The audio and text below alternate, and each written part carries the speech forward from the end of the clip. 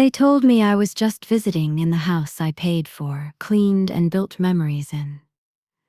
They stripped my name off the door like I never mattered. So I quietly opened a folder. The deed.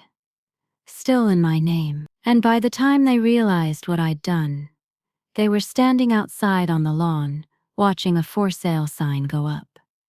They say it so casually, I almost don't catch it. We just figured since you're just visiting, you wouldn't mind giving the guest room a break, my daughter-in-law says, half smiling. Arms folded, eyes glancing at her husband. My son for backup. Just visiting, I repeat. My voice calm, too calm. Yes, Mom, my son adds. Like he's explaining to a confused child, it's not permanent. You're just staying here until you figure out your next step. I look around the room. The beige walls I helped paint when they moved in. The leather couch I paid for as a housewarming gift. The wood floors I had refinished with my late husband's savings. My own wedding portrait still hangs above the mantel like a ghost. One they'd rather forget, and they call me a guest. I moved in 2 years ago after a bad fall broke my hip. And my world. The plan was simple.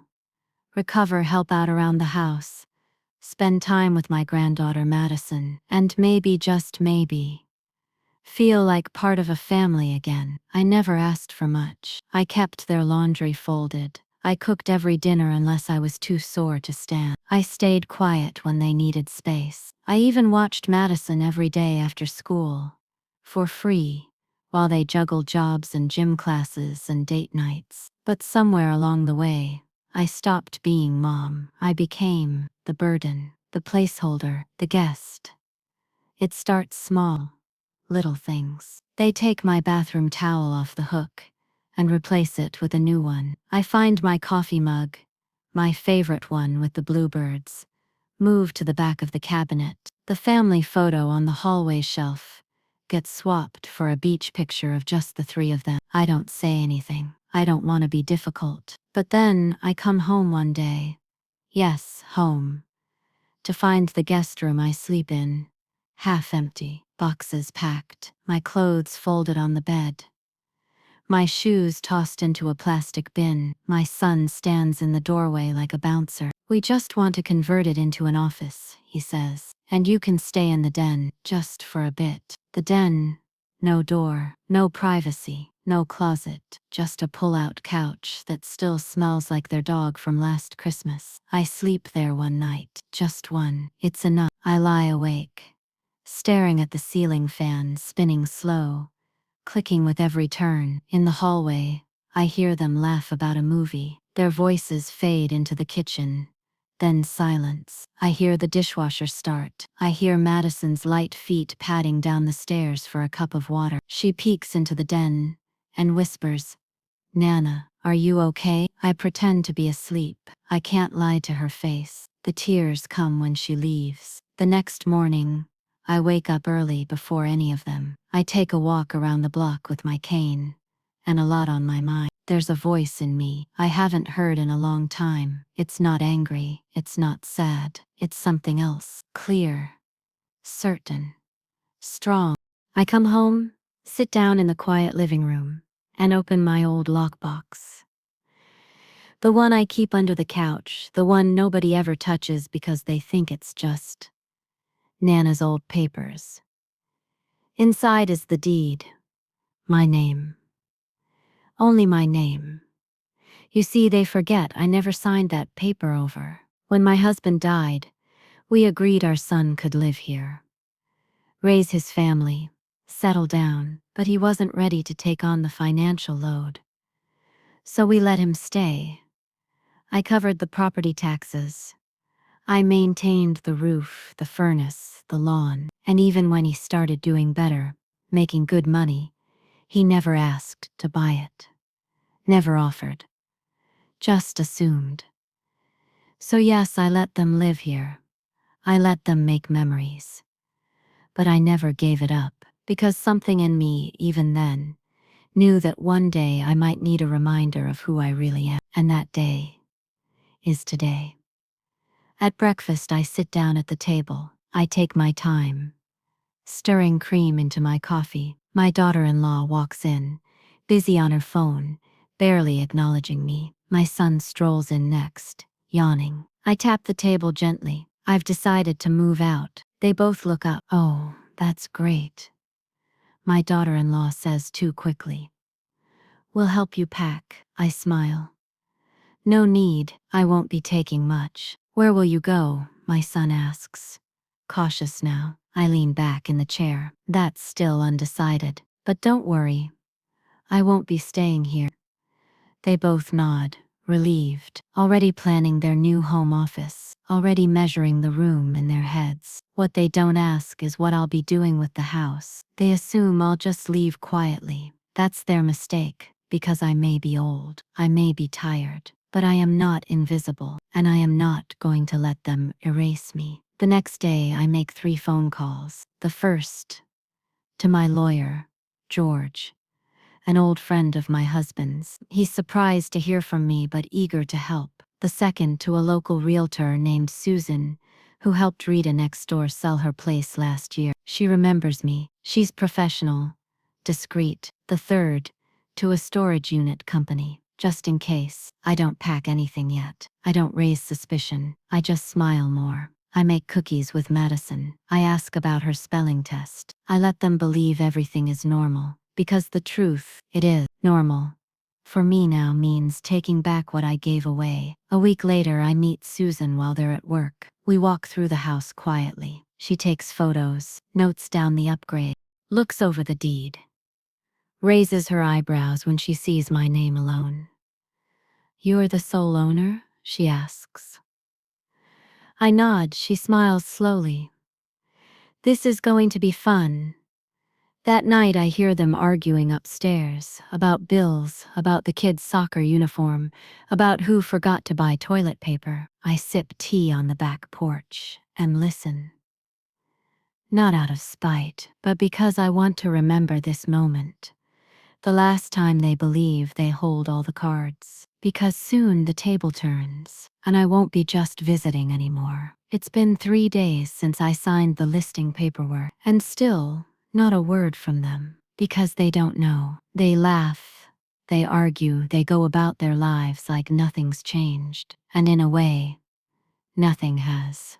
For them, they still believe this house is theirs. Their routines haven't changed. Their tone hasn't softened. My son still tosses his coat over the back of the couch, without so much as a hello, Mom. My daughter-in-law still calls from the kitchen.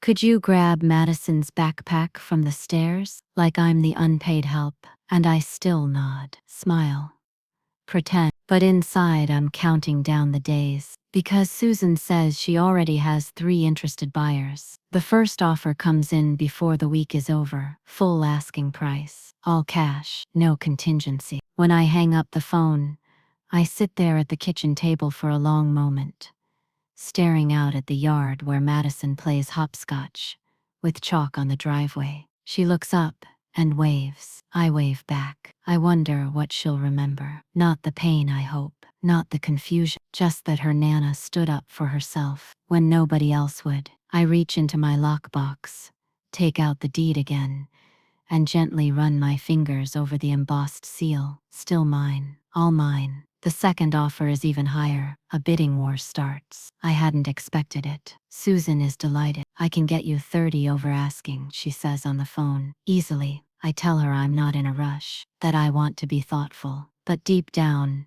the excitement is real. The power, after months, no, years of being dismissed, reduced, erased. This feels like reclaiming more than just property. It feels like I'm reclaiming me. One night, I sit on the porch with my son. It's rare.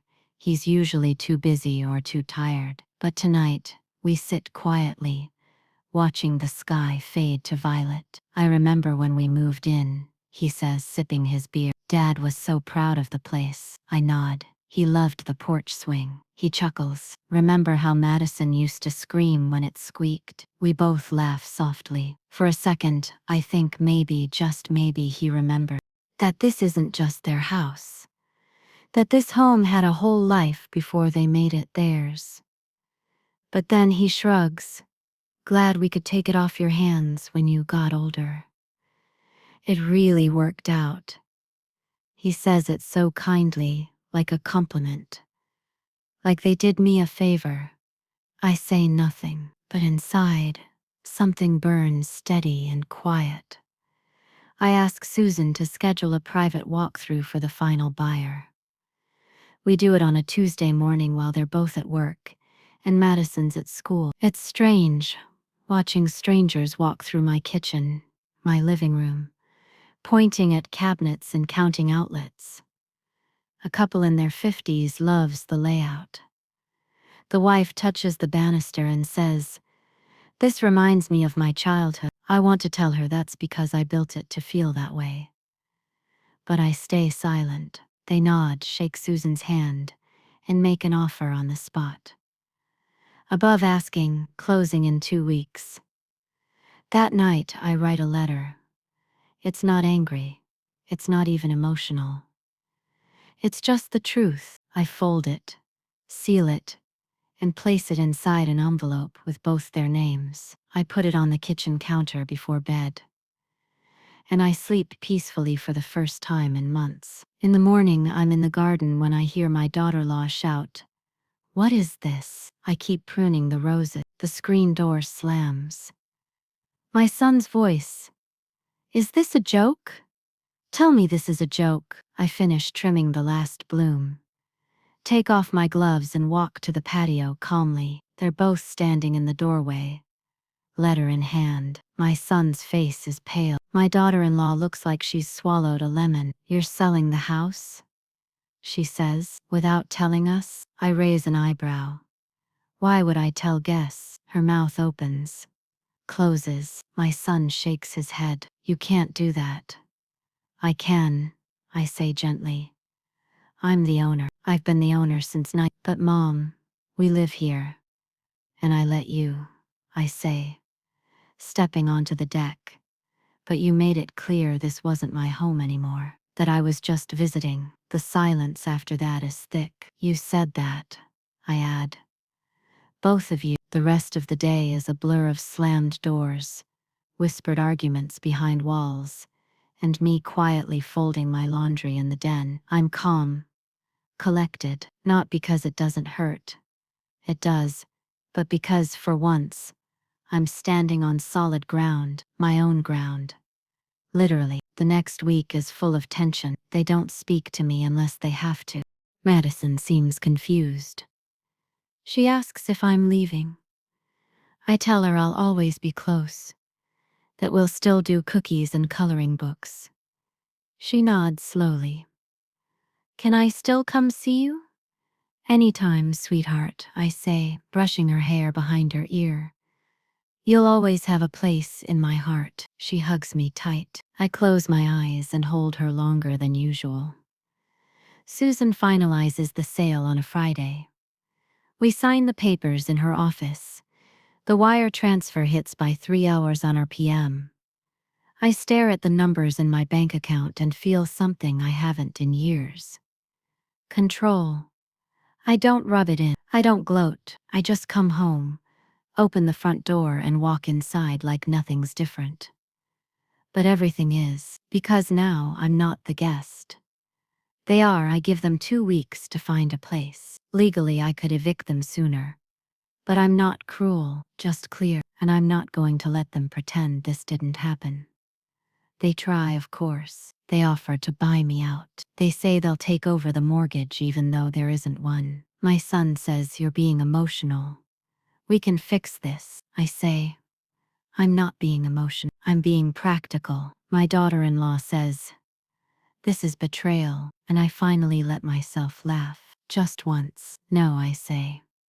"This is a boundary, and it's been overdue." The night before they move out, my son stands in the kitchen, arms crossed. "You're really going through with this," he says. "I already did." He shakes his head. "I can't believe you'd do this to your own family." "No," I say, pouring myself a glass of water. "I can't believe my family would treat me like I didn't exist." We lock eyes, and for the first time in years, I don't look away. The for sale sign doesn't stay up long. By the time the neighbors begin whispering over fences and sidewalks, the house is already under contract, and the new owners are preparing their moving truck. It happens fast, faster than they expected, and much faster than my son and his wife can accept. I find it strange, really. They had no issue calling me a guest, no trouble boxing up my life and squeezing me into a den with no door. But now that they're the ones being asked to leave, suddenly everything is unfair. Suddenly I'm the villain. I wake up that Monday morning to the sound of boxes being shoved around the hallway. They're packing in angry silence. I stay out of their way, sipping my coffee in the garden, clipping back the lavender bushes that have grown wild since spring. It's peaceful out here. The wind carries the faint sound of Madison's bicycle tires crunching gravel down the driveway. I'll miss her most of all. I tell myself I'm doing this for her too, because what kind of example would I be if I let myself get walked over in my own home? They try one last time at dinner. We could buy the house, my son says suddenly in the middle of their takeout chicken and rice bowl. We talked to a bank today. I set my fork down carefully. And? I ask. They'll give us enough for a mortgage. Maybe not right away, but if you give us 30 more days. I cut in gently. I already gave you years. His wife sighs and mutters, "This is so petty." No, I say. This is overdue. I gave you the home, the support, my time, my care. You didn't return it. And now I'm taking back what's mine. But where are we going to go? She snaps. I lean back in my chair.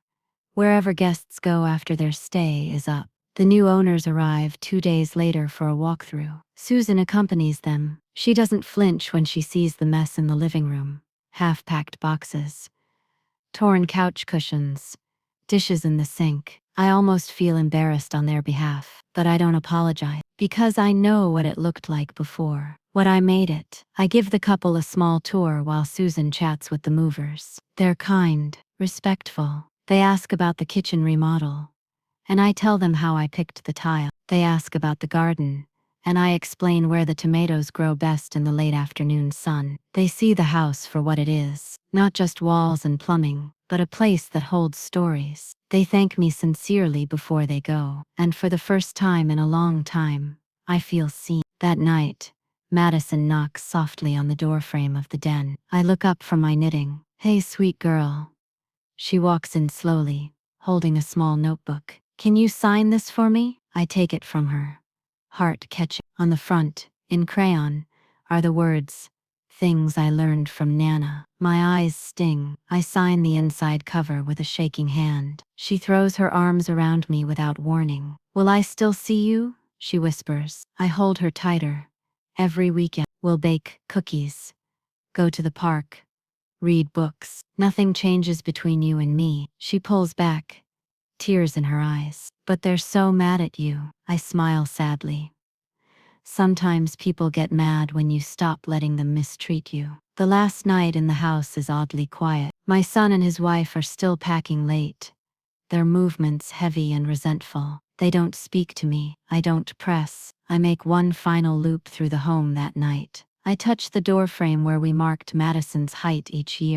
I trace my fingers along the staircase railing my husband stained by hand. I sit on the porch, swing and remember when I held my newborn son in my arms under the same stars, and I breathe. Not out of sadness, but of closure. The morning of the move, I wake up early. I've already packed my few things, my lockbox, photo albums, some clothes, a teapot, and a quilt my mother made. That's all I take, because I've already taken back the one thing I came here for, my dignity. As the moving truck pulls into the driveway, my son comes to the door, bleary-eyed and annoyed. "This is really happening?" he says. I nod. "It already happened. Unbelievable." "No," I correct him. "It's necessary." His wife storms past. carrying a box marked office supplies. She doesn't even look at me. That's fine. This isn't for her. This is for me. I hand the keys to Susan just after noon. The papers are done. The deal is final. The house is theirs now. She smiles at me, handing over a crisp check for the remaining proceeds after closing. You could get a new place with this, she says. Something nice, something all your own. I nod.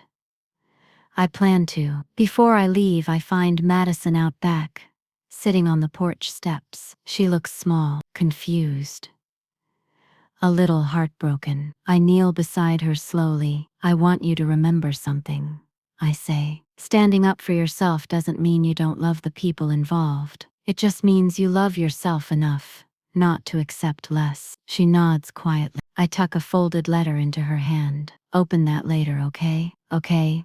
And I kiss her forehead. Then I walk to my car, and I don't look back. My new apartment is small but cozy. One bedroom, a little balcony with a potted plant, a kitchen just big enough for two. It's perfect because for the first time in years, everything in this space exists.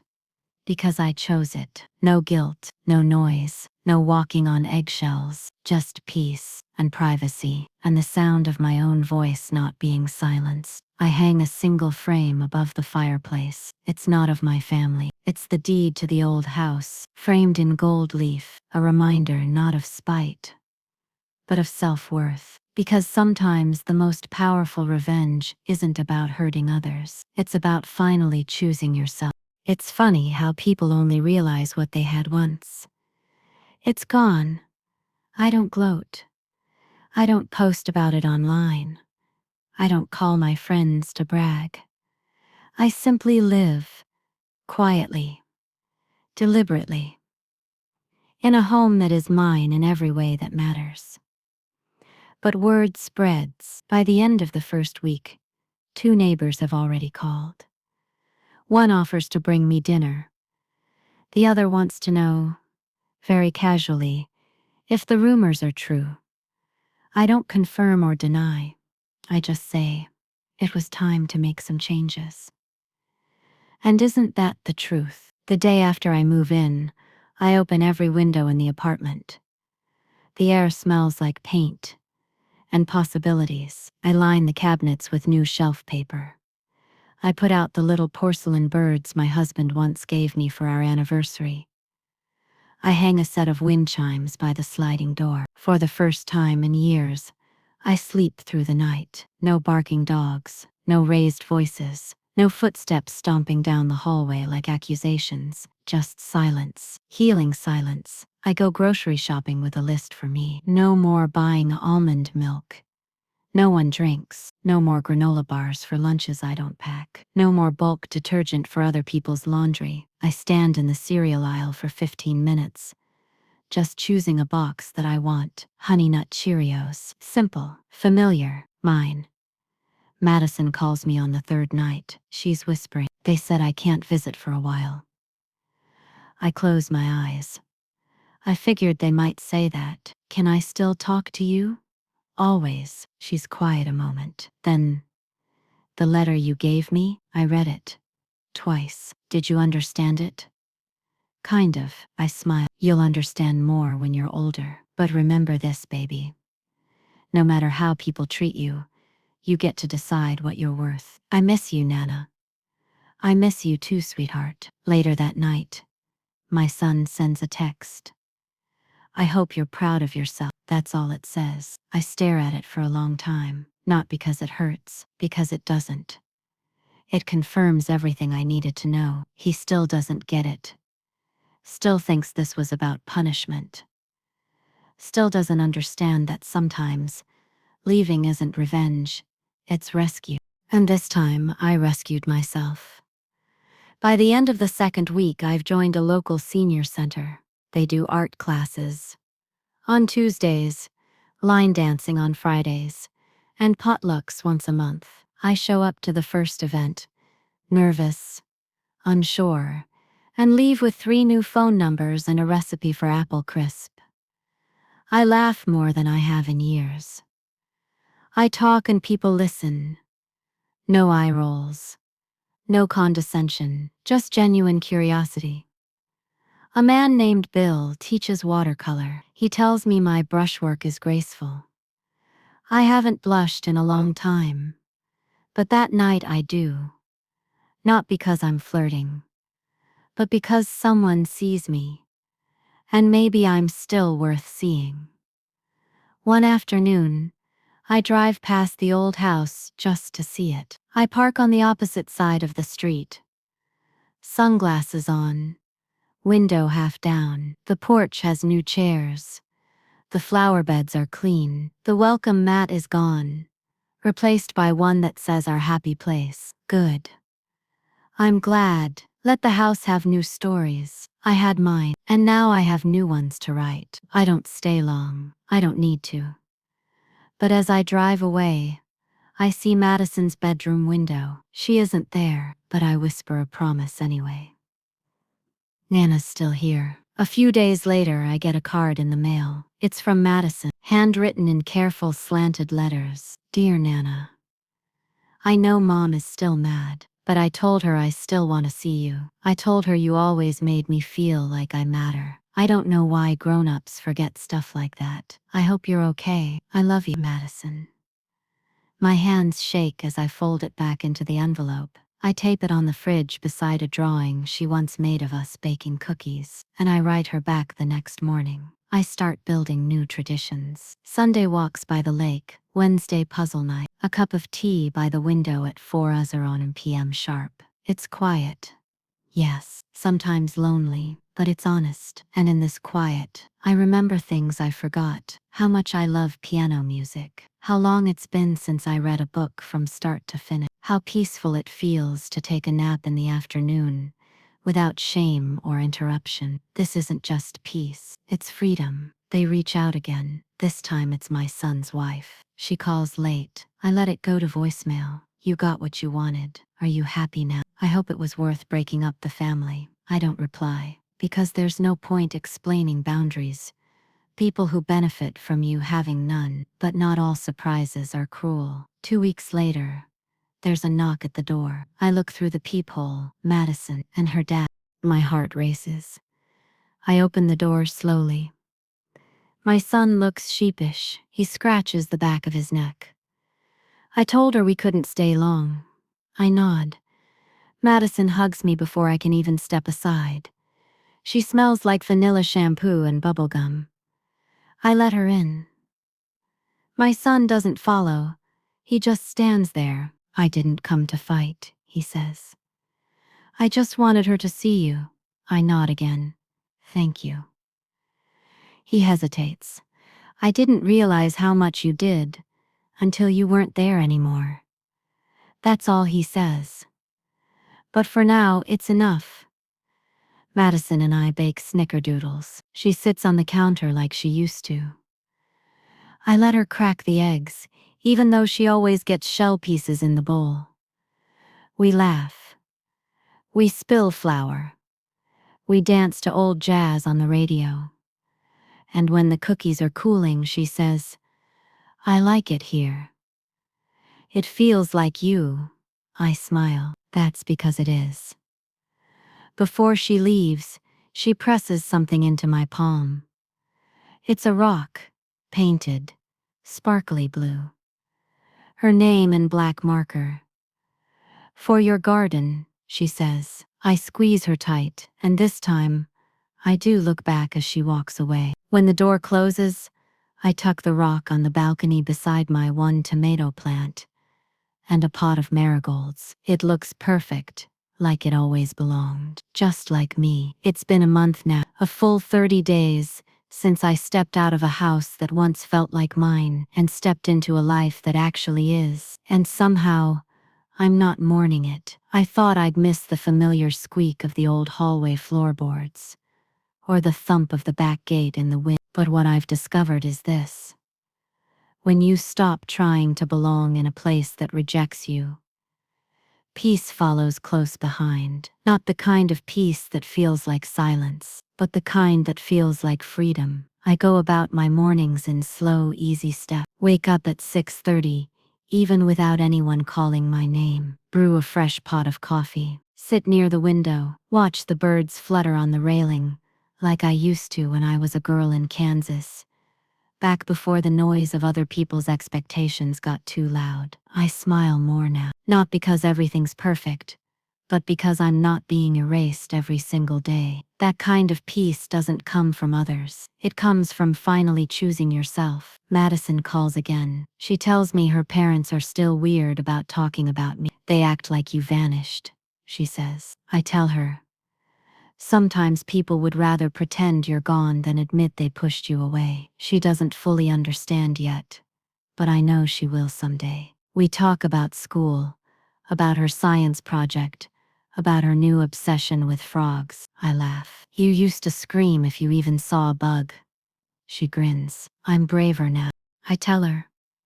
So am I. Later that week, I run into someone from church.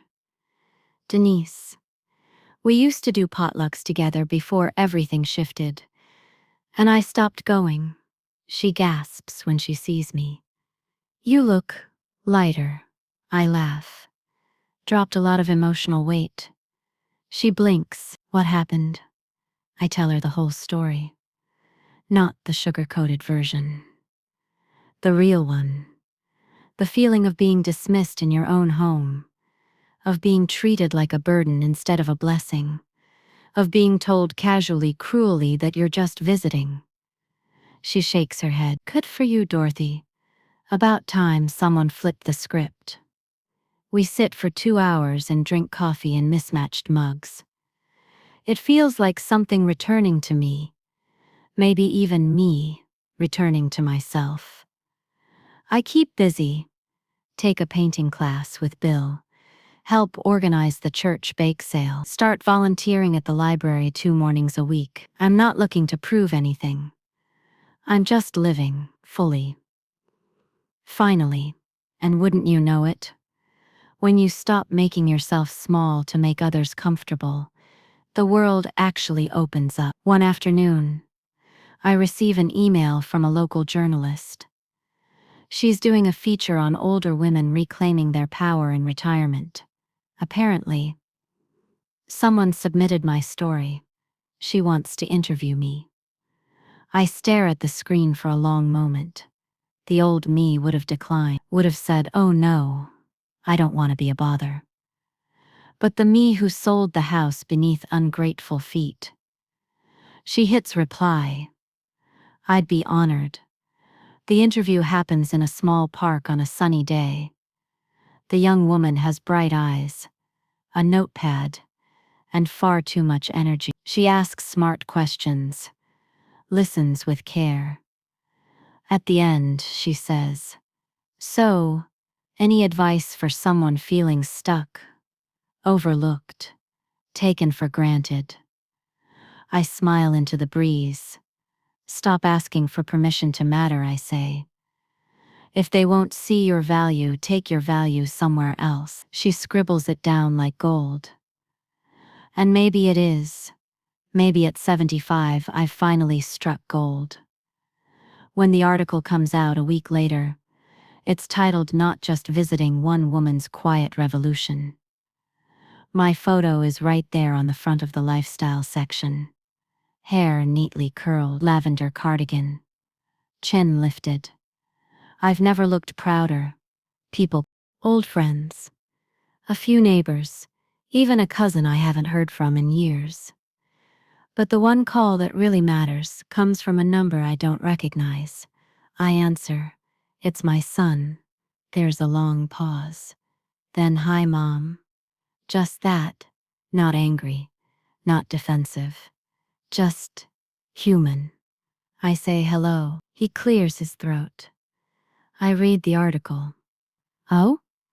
Yeah, the quote about not asking for permission to matter. His voice cracks. It hit me hard. I wait. I didn't realize how far things had gone. How bad it must have felt. I thought you were fine. I wasn't, I say gently. But I am now. Another pause. I'm sorry, Mom. And for once, I believe he means it. We don't fix everything on that call. Life isn't a movie, but it's a start, and that's more than I expected. Sometimes, the biggest victory isn't revenge, it's being heard. A week later, a card arrives in the mail. A real one. From my daughter-in-law. 3 simple lines. You were right, I'm sorry for how we treated you. Thank you for standing up for yourself. No signature. But I don't need one. The words are enough. I place the card next to Madison's drawing. Then I make myself a fresh cup of tea, sit down in my armchair, and exhale, because this chapter is closing. Not with fire, but with dignity, with truth, and maybe even a sliver of forgiveness. Let them say what they will, that I overreacted, that I made a statement, that I shocked the neighborhood. Because what I really did, I stopped asking to be welcome, and built my own door instead. People think revenge has to be loud, that it comes with screaming matches, smashed dishes, police cars, and packed bags. But I've learned the most powerful revenge isn't noise, it's silence. It's not explaining yourself, it's not defending your right to dignity. It's walking away with your head high, your name intact, and the deed in your purse, and then living well enough that they feel your absence in every empty space you left behind. Since the article came out, people have started calling me the lady with the house.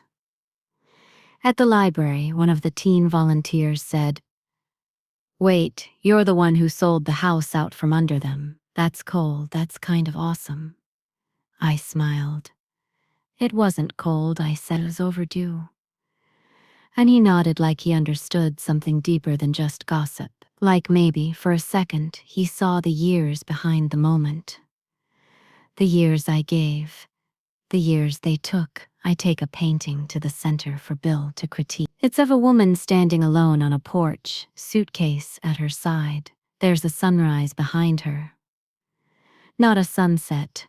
He studies it for a long time. You've got something here, he says.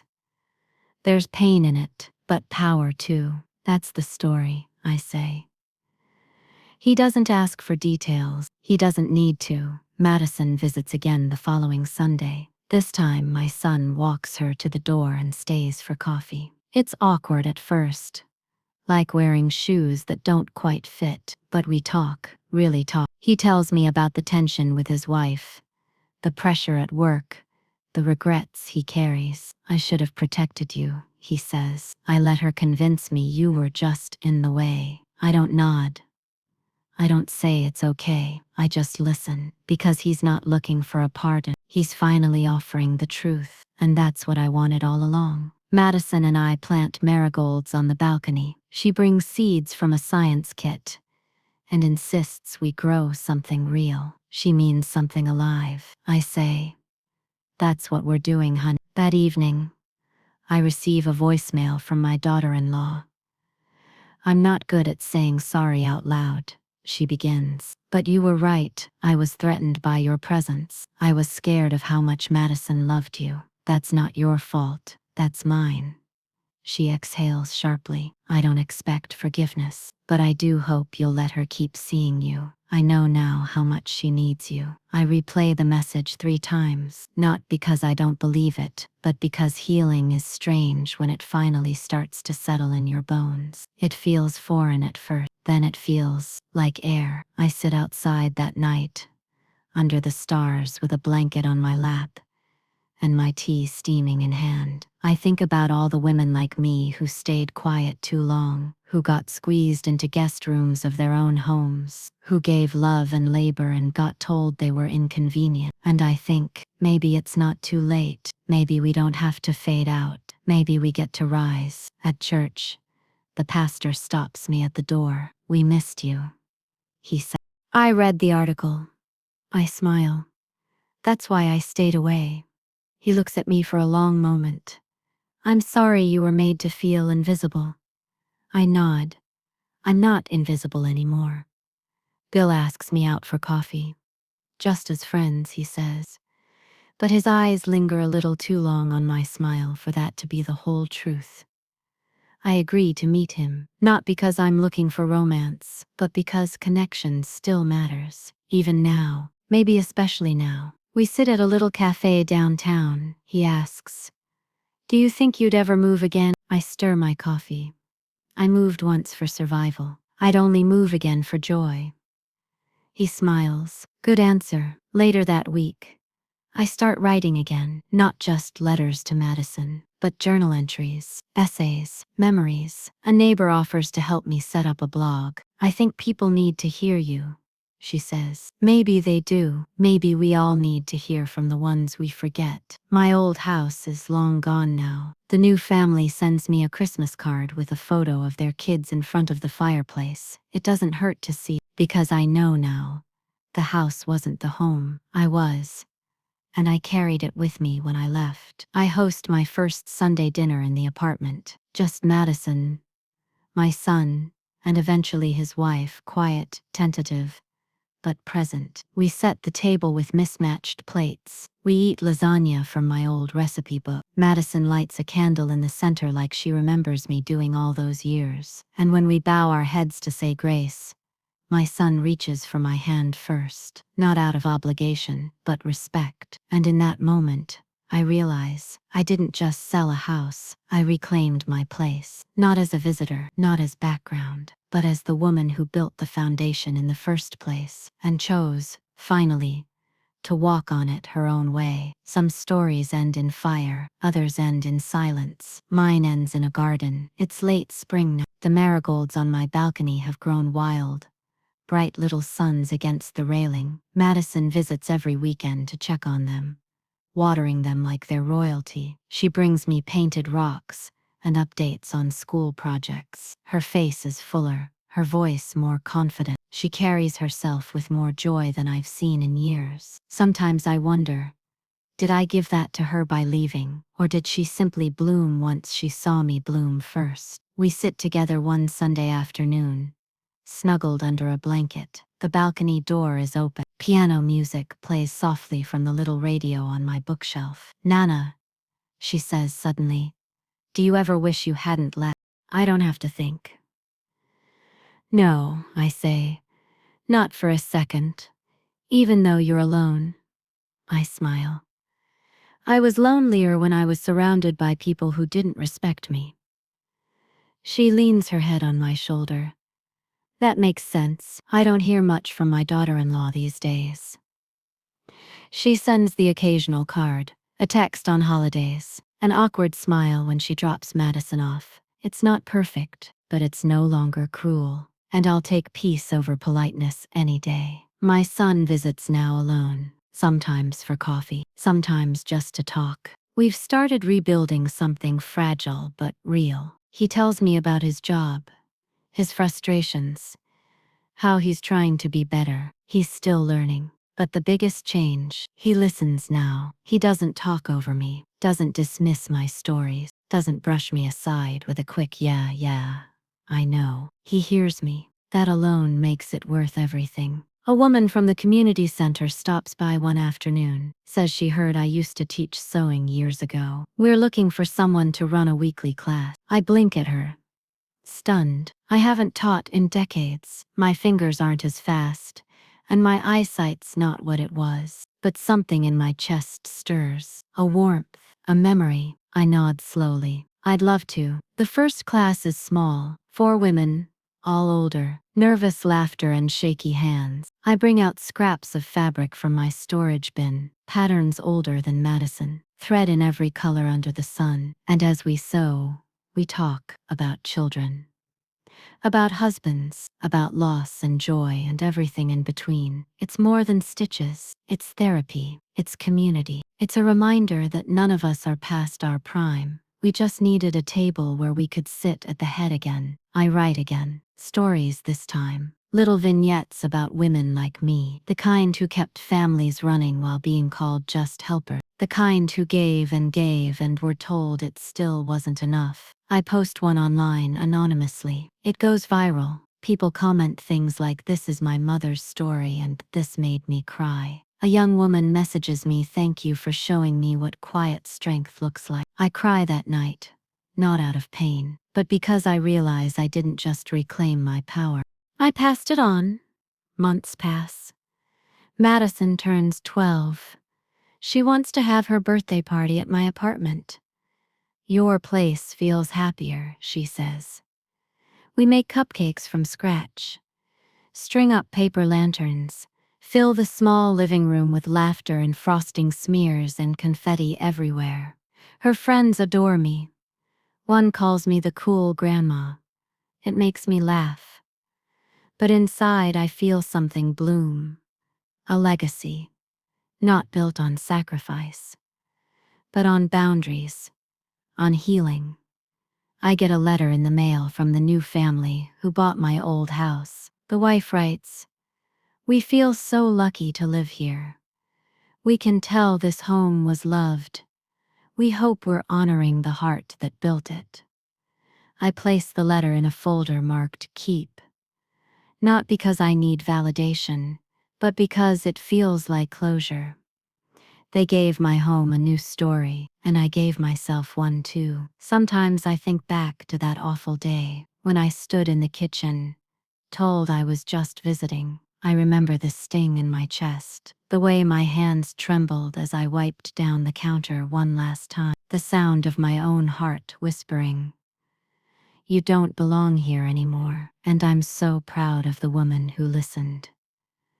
The woman who didn't beg, didn't plead, didn't scream, just walked out, head high, with the deed in her name, and dignity in her steps. I still keep the deed, tucked in a folder in my filing cabinet, not because I need to use it, but because it reminds me what I'm capable of. What happens when a quiet woman finally decides her silence is too expensive at the next community potluck?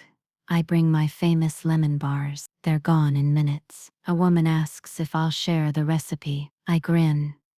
"I might, if you come to sewing class on Wednesday." She laughs. "Deal." And just like that, another corner of my new life clicks into place. I'm not the same woman who entered that guest room months ago, heart heavy and back aching. I'm stronger now, sharper, quieter, but not small. And maybe that's what growing older should be, not fading, but becoming. This story didn't start with revenge. It started with pain, but it ends with power. The power of walking away, the power of choosing peace, the power of finally saying, "I belong where I'm valued, and if that's not at their table, then I'll build my own and serve lemon bars."